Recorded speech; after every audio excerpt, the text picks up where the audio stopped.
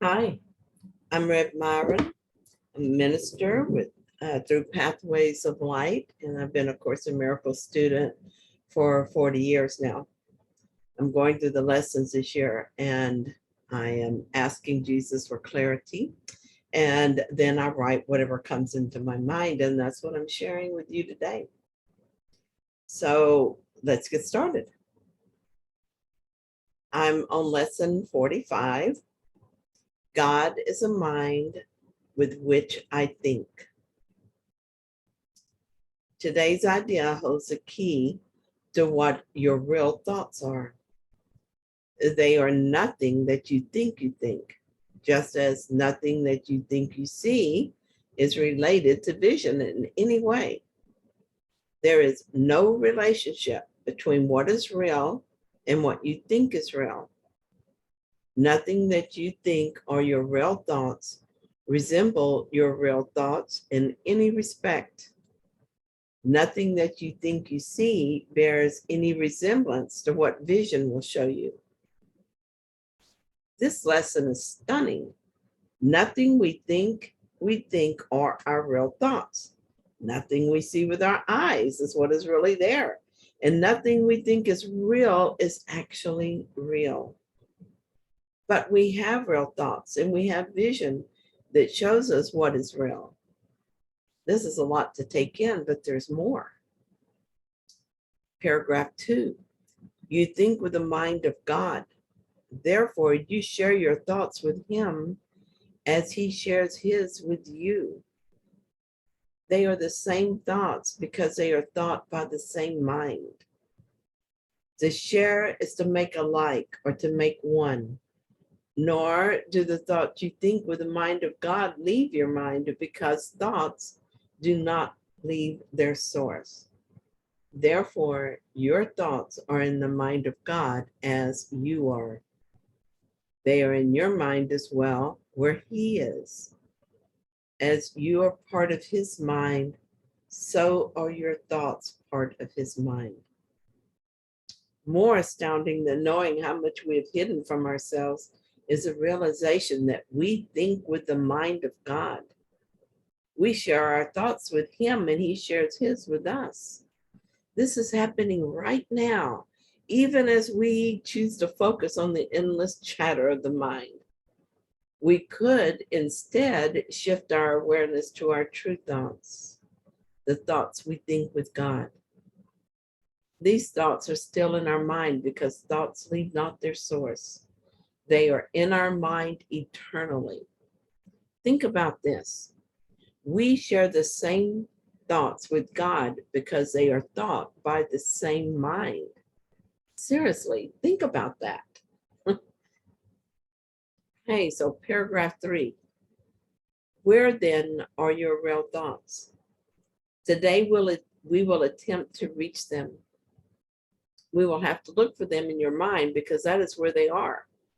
They must still be there because they cannot have left their source. What is thought by the mind of God is eternal, being part of creation. So where indeed are my true thoughts? I sit quietly and wait to become aware of them, and all I notice is nonsense thoughts. I sink below those thoughts, and yet they follow me everywhere I go. It's very frustrating. I trust Jesus, and so I know the problem is mine. My mind is still undisciplined, and that is why I need this practice. I know how to practice, and so I focus on that instead of the frustration. Jesus tells us that what is thought by the mind of God is eternal because it is part of creation. I also remember that in chapter 10, he said, we are God's only creation. So it is eternally part of my mind as well. I will eventually reach them because that is God's will and mine. Paragraph 4. Our 3 5-minute practice periods for today will take the same general form that we used in applying yesterday's idea. We will attempt to leave the unreal and seek for the real. We will deny the world in favor of truth. We will not let the thoughts of the world hold us back. We will not let the beliefs of the world tell us what God would have us do is impossible. Instead, we will try to recognize that only what God would have us do is possible. Paragraph 5. We will also try to understand that only what God would have us do is what we want to do. And we will also try to remember that we cannot fail in doing what he would have us do. There is every reason to feel confident that we will succeed today. It is the will of God. It's something of a relief to realize that Jesus knew we would have doubts and experience frustration as we practiced. He is encouraging us to keep at it and reassuring us that at some point we will succeed, maybe even today. He tells us to focus on the fact that what God would have us do is possible. He also assures us that it is what we want as well. And finally, he tells us why we can feel confident. It is the will of God. Paragraph 6. Begin the exercises for today by repeating the idea to yourself, closing your eyes as you do so. Then spend a fairly short period in thinking a few relevant thoughts of your own, keeping the idea in mind.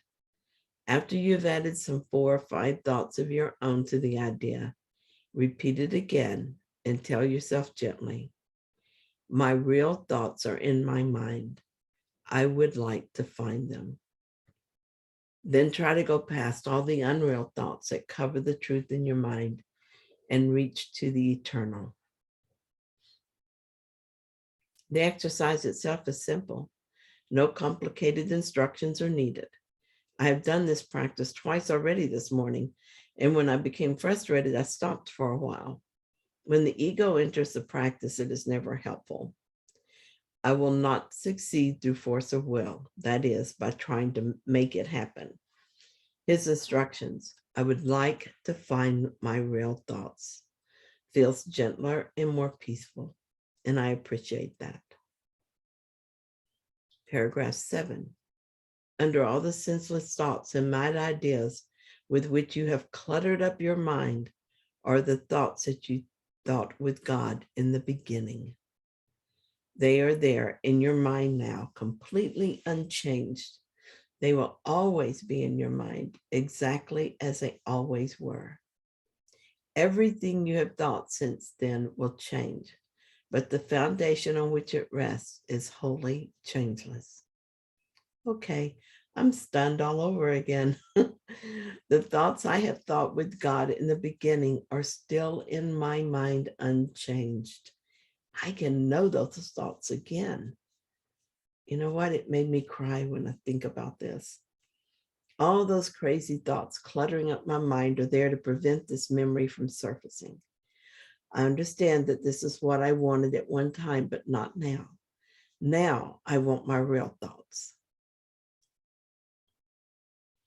So paragraph 8.